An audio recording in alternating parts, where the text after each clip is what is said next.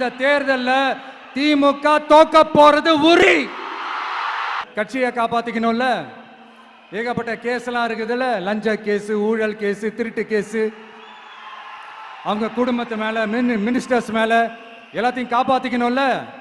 போய் மோடி அவர்கள் காலையும் அமித்ஷா அவர்கள் காலையும் திமுக விழுதா இல்லையான்னு பாருங்க. பாஜகவோட முதல் அடிமை யாருன்னு போட்டி வேற. நீயா நானா, நானா நீயா, யாருக்கு யாருக்கும், இந்த திமுகவுக்கும் மட்டும் போல இருக்கும். 50 வயசுக்குள்ள இருக்கிற நம்மளோட அக்கா தங்கச்சிங்க மட்டும் எவ்வளவு தெரியுமா? 1,77,00,000 சொச்சமா. எங்கடா போனீங்க கடுப்புல விட்ட கணிப்பாளர்களே? எங்க போனீங்க? சும்மா டர்ஹனா? அதனால மக்களே, உங்க எல்லாரையும் கையெடுத்து கும்பிட்டு கேட்கிறேன், பூத்துக்கு போய்